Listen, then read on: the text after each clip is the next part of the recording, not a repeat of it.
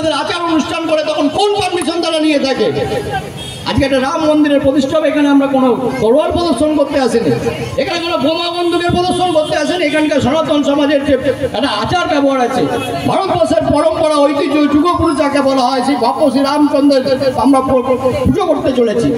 ভারতের সংস্কৃতি পরম্পরা এবং ঐতিহ্য আমরা যেটা বলে থাকি, রাম রাজ্যের প্রতিষ্ঠা করার কথা, তার পুজো করছি, সেখানেও প্রশাসনের বাধা।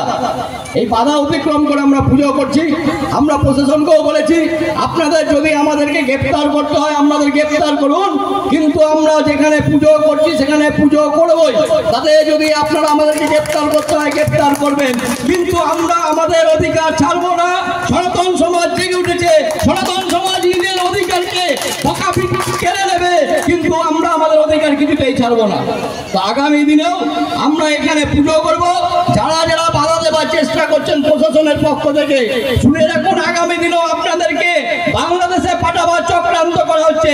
অন্যরা আমাদের মুখ্যমন্ত্রী বলেছিলেন যে আমরা লাঠি খেতে পারি, আপনাকে লাঠি খেতে হবে তাদের থেকেই, আপনাদের লাঠিকে কিন্তু বাংলাদেশে তারা পাঠিয়ে দেবে। কিন্তু যেভাবে বাংলাদেশে আজকে দেখতে পাচ্ছেন সেখানকার হিন্দুরা যেভাবে লাঞ্ছিত হচ্ছে, অপমানিত হচ্ছে।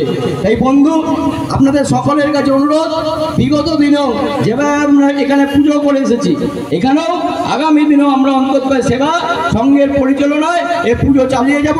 যারা যারা সহযোগিতা করছেন, এখানকার ব্যবসায়িক বৃন্দ থেকে শুরু করে বিভিন্ন কার্যকর্তা যারা আছেন, স্থানীয় মানুষ, সকলকে অনেক অনেক শুভেচ্ছা এবং গৈরিক অভিনন্দন হয়েছে। শত শত হিন্দু প্রাণ যাওয়ার পরে, আইনি লড়াইয়ের পরে সেখানে ভব্য রাম মন্দিরের প্রতিষ্ঠিত করা হয়েছে এবং রামলালার প্রাণ প্রতিষ্ঠা করা হয়েছে। সেই ভব্য রাম মন্দির প্রতিষ্ঠার দ্বিতীয় বৎসর পরে আজকে আমরা এই গানটায়